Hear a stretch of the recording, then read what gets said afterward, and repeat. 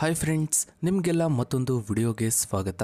Friends, ಈ ಶ್ರೀಮಂತರ ಮಕ್ಕಳು ಅಂದ ತಕ್ಷಣ ಅವರಿಗೇನು ಕಮ್ಮಿ, ಏನು ಬೇಕಿದ್ರೂ ಮಾಡ್ಬೋದು ಅವರು ಅಂತ ಅಂದುಕೊಳ್ತೀವಿ. ಆದರೆ ಕೆಲವರು ಎಷ್ಟೇ ಶ್ರೀಮಂತ ವ್ಯಕ್ತಿಗಳ ಮಕ್ಕಳಾಗಿದ್ರೂ ಕಷ್ಟಗಳನ್ನು ಅವಮಾನಗಳನ್ನು ಎದುರಿಸಲೇಬೇಕು. ಈ ಮಾತನ್ನು ಯಾಕೆ ಹೇಳಿದ್ವಿ ಅಂದರೆ, ಡಿ.ಕೆ. ಶಿವಕುಮಾರ್ ಅವರ ಮಗಳಾದ ಐಶ್ವರ್ಯ ಅವರ ಜೀವನದ ಬಗ್ಗೆ ಗೊತ್ತಾದರೆ ಖಂಡಿತ ನಿಮಗೆಲ್ಲ ಶಾಕ್ ಆಗುತ್ತೆ. ಡಿ.ಕೆ. ಶಿವಕುಮಾರ್ ಅವರ ಮಗಳಾಗಿದ್ದರೂ ಇವರು ಅನುಭವಿಸಿದ ಕಷ್ಟಗಳೇನು, ಸಮಾಜದಲ್ಲಿ ಇವರು ಎದುರಿಸಿದ ಅವಮಾನಗಳೇನು, ಎಲ್ಲವನ್ನ ಎದುರಿಸಿ ನಿಂತಿದ್ದೇಗೆ ಐಶ್ವರ್ಯ. ಡಿ.ಕೆ.ಶಿ ಮಗಳಾಗಿದ್ದರೂ ಇವರು ಪಡೆದಂತಹ ಮೊದಲ ಸಂಬಳ ಎಷ್ಟು? ಫ್ರೆಂಡ್ಸ್, ಡಿ.ಕೆ. ಶಿವಕುಮಾರ್ ಅವರ ಮಗಳಾದ ಐಶ್ವರ್ಯ ಶಿವಕುಮಾರ್ ಹೆಗಡೆ ಅವರ ಬಗ್ಗೆ ನಿಮಗೆ ತಿಳಿಯದ ಸಾಕಷ್ಟು ವಿಚಾರಗಳನ್ನು ಇವತ್ತಿನ ಈ ಒಂದು ವಿಡಿಯೋದಲ್ಲಿ ಹೇಳ್ತಾ ಇದ್ದೀವಿ. ವಿಡಿಯೋವನ್ನು ಎಲ್ಲೂ ಸ್ಕಿಪ್ ಮಾಡದೆ ಸಂಪೂರ್ಣವಾಗಿ ನೋಡಿ. ಫ್ರೆಂಡ್ಸ್, ಐಶ್ವರ್ಯ ಅವರು ಡಿ.ಕೆ. ಶಿವಕುಮಾರ್ ಅವರ ಮೊದಲ ಮಗಳು. ಇವರ ತಾಯಿ ಉಷಾ. ಇವರು ಜನಿಸಿದ್ದು ಬೆಂಗಳೂರಿನಲ್ಲೇ. ಇವರ ತಂದೆ ಡಿ.ಕೆ. ಶಿವಕುಮಾರ್ ಅದಾಗಲೇ ರಾಜಕೀಯದಲ್ಲಿ ಗುರುತಿಸಿಕೊಂಡಿದ್ರು. ಆರ್ಥಿಕವಾಗಿ ಇವರ ಕುಟುಂಬದಲ್ಲಿ ಯಾವುದೇ ಕಷ್ಟ ಅನ್ನೋದು ಇರಲಿಲ್ಲ. ಐಶ್ವರ್ಯ ಬೆಂಗಳೂರಿನ ನ್ಯಾಷನಲ್ ಪಬ್ಲಿಕ್ ಸ್ಕೂಲ್ನಲ್ಲಿ ಆರಂಭಿಕ ಶಿಕ್ಷಣವನ್ನ ಪಡೆದ್ರು. ಇವರ ತಂದೆ ರಾಜಕೀಯದಲ್ಲಿ ಬ್ಯುಸಿ ಇದ್ದಿದ್ದರಿಂದ ಮಕ್ಕಳ ಎಲ್ಲ ಹೊಣೆಯನ್ನ ತಾಯಿ ಉಷಾ ಹೊತ್ಕೊಂಡ್ರು. ತುಂಬಾನೇ ಸ್ಟ್ರಿಕ್ಟ್ ಆಗಿ ಇವರನ್ನ ಬೆಳೆಸ್ತಾ ಬರ್ತಾರೆ. ಯಾವುದೇ ಕಾರ್ಯಕ್ರಮಗಳಿಗೂ ಇವರನ್ನ ಕರ್ಕೊಂಡು ಹೋಗ್ತಾ ಇರೋದಿಲ್ಲ. ಲಕ್ಷ್ಮಿ ಇದ್ದಲ್ಲಿ ಸರಸ್ವತಿ ಇರಲ್ಲ ಅಂತ ಜನ ಮಾತನಾಡ್ತಾ ಇದ್ರು. ಆದರೆ ಇದೆಲ್ಲವನ್ನ ಕಿವಿಗೆ ಹಾಕೊಳ್ದೆ ಉಷಾ ಅವರು ತಮ್ಮ ಮಕ್ಕಳಿಗೆ ಒಳ್ಳೆಯ ವಿದ್ಯಾಭ್ಯಾಸವನ್ನ ಕೊಡಿಸಿದ್ರು. ನಂತರ ಕಾಲೇಜು ಸೇರೋ ಸಮಯದಲ್ಲಿ ಐಶ್ವರ್ಯ ಅವರಿಗೆ ವಿದೇಶಕ್ಕೆ ಹೋಗಿ ಓದಬೇಕು ಅನ್ನೋ ಆಸೆ ಕನಸು ಇರುತ್ತೆ. ಅದಕ್ಕೆ ಬೇಕಾಗಿರೋ ತಯಾರಿ ಕೂಡ ಮಾಡಿದ್ರು. ಆದರೆ ಅದಕ್ಕೆ ಡಿ.ಕೆ. ಶಿವಕುಮಾರ್ ಅವರು ಒಪ್ಪೋದಿಲ್ಲ. ನೀನು ನನ್ನ ಕಣ್ಮುಂದೆನೇ ಇರಬೇಕು, ನಮ್ಮ ಕಾಲೇಜಿನಲ್ಲೇ ಓದಬೇಕು ಅಂತ ಪಟ್ಟು ಹಿಡಿದ್ರು. ಐಶ್ವರ್ಯ ಅವರು ತಂದಿದ್ದಂತಹ ಅಡ್ಮಿಷನ್ ಫಾರಂ ಅನ್ನ ಹರಿದು ಬಿಸಾಕಿದ್ರು. ಹೀಗಾಗಿ ಐಶ್ವರ್ಯ ಅವರಿಗೆ ಬೇರೆ ದಾರಿ ಇಲ್ಲದೆ ತಮ್ಮ ತಂದೆಯದ್ದೇ ಗ್ಲೋಬಲ್ ಅಕಾಡೆಮಿ ಆಫ್ ಟೆಕ್ನಾಲಜಿ ಸೇರ್ಕೊಂಡ್ರು. ಅಲ್ಲೂ ಕೂಡ ಐಶ್ವರ್ಯ ಅವರಿಗೆ ಕಷ್ಟ ಆಗಿದ್ದಂತಹ ಎಲೆಕ್ಟ್ರಾನಿಕ್ಸ್ ಅಂಡ್ ಕಮ್ಯುನಿಕೇಷನ್ ಸಬ್ಜೆಕ್ಟನ್ನು ಸೆಲೆಕ್ಟ್ ಮಾಡಿ ಇದನ್ನೇ ಓದಬೇಕು ಅಂದಿದ್ರು ಅವರ ತಾಯಿ ಉಷಾ. ಡಿ.ಕೆ. ಶಿವಕುಮಾರ್ ಮಗಳು ಅಂತ ಹೇಳ್ಕೊಳ್ದೆ ಐಶ್ವರ್ಯ ಅವರು ಕಾಲೇಜಿಗೆ ಸೇರ್ಕೊಳ್ತಾರೆ. ಇವರ ಫ್ರೆಂಡ್ಸ್ಗೂ ಕೂಡ ಐಶ್ವರ್ಯ ಡಿ.ಕೆ. ಶಿವಕುಮಾರ್ ಅವರ ಮಗಳು ಅನ್ನೋದು ಗೊತ್ತಿರಲಿಲ್ಲ. ಆದರೆ ನಂತರದ ದಿನಗಳಲ್ಲಿ ಗೊತ್ತಾಗುತ್ತೆ. ಕಾಲೇಜು ಇವರದ್ದೇ. ಐಶ್ವರ್ಯ ಓದದೇ ಇದ್ರು ಇವಳಿಗೆ ಮಾರ್ಕ್ಸ್ ಕೊಡ್ತಾರೆ ಅಂತ ಎಲ್ಲ ಮಾತನಾಡೋದಕ್ಕೆ ಶುರು ಮಾಡಿದ್ರು. ಇದರಿಂದ ಐಶ್ವರ್ಯಗೆ ತುಂಬಾನೇ ಬೇಜಾರಾಗ್ತಿತ್ತು. ಇನ್ಮೇಲೆ ನಾನು ಕಾಲೇಜ್ಗೆ ಹೋಗಲ್ಲ ಅಂತ ಹಠ ಹಿಡಿದು ಕೂತ್ಕೊಂಡ್ರು. ಆದರೆ ಡಿ.ಕೆ. ಶಿವಕುಮಾರ್ ಅವರು ಇದನ್ನೆಲ್ಲ ಕೇಳಲೇ ಇಲ್ಲ. ನೀನು ಕಾಲೇಜ್ಗೆ ಹೋಗಲೇಬೇಕು ಅಂತ ಗದರಿಸಿದ್ರು. ಕೊನೆಗೆ ಐಶ್ವರ್ಯ ಅದೇ ಕಾಲೇಜಿನಲ್ಲಿ ತಮ್ಮ ಸ್ಟಡಿಯನ್ನು ಮುಂದುವರಿಸಿದ್ರು. 5th ಸೆಮಿಸ್ಟರ್ ಎಕ್ಸಾಮ್ ಟೈಮ್ನಲ್ಲಿ ಐಶ್ವರ್ಯಗೆ ಡೆಂಗ್ಯೂ ಇರುತ್ತೆ. ಆದರೂ ಕೂಡ ತಮ್ಮ ತಂದೆ ತಾಯಿಯ ಮಾತಿನಂತೆ ಎಕ್ಸಾಮ್ ಬರೆದು ಬಂದಿದ್ರು. ಆದರೆ ಆ ಒಂದು ಸಬ್ಜೆಕ್ಟ್ನಲ್ಲಿ ಐಶ್ವರ್ಯ ಫೇಲ್ ಆದರು. ಇಲ್ಲಿಂದ ಕಾಲೇಜಿನಲ್ಲಿ ಇವರ ಮೇಲಿದ್ದ ಅಭಿಪ್ರಾಯ ಬದಲಾಯಿತು. ಕಾಲೇಜ್ನ ಓನರ್ ಮಗಳೇ ಫೇಲ್ ಆಗಿದ್ದಾಳೆ ಅಂತ ಮಾತನಾಡೋದಕ್ಕೆ ಶುರು ಮಾಡಿದ್ರು.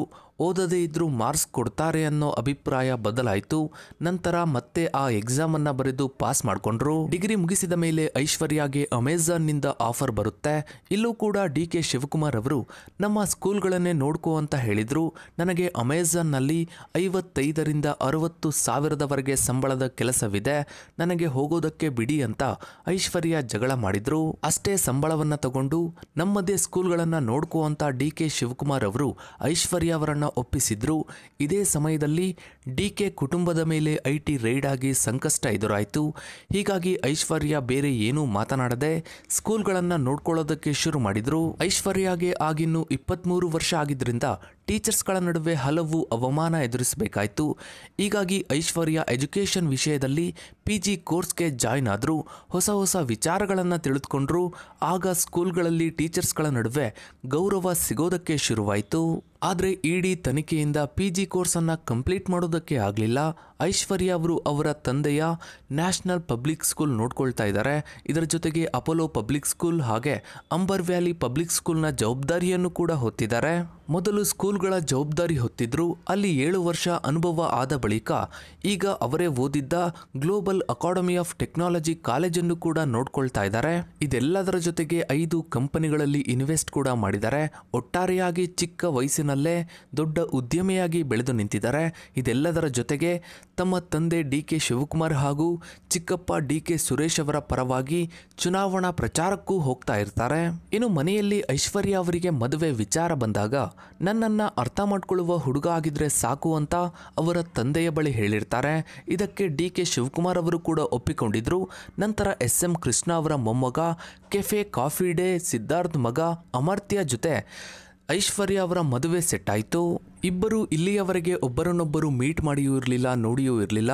ಇಬ್ಬರು ಡಿಸೈಡ್ ಮಾಡೋದಕ್ಕೆ ಮನೆಯವರು ಕೇವಲ 1 ವಾರ ಟೈಮ್ ಕೊಟ್ಟಿದ್ರು. ಸಾಮಾನ್ಯ ಅರೇಂಜ್ ಮ್ಯಾರೇಜ್ ರೀತಿಯಲ್ಲೇ ಇಬ್ಬರ ಮದುವೆ ಆಯಿತು.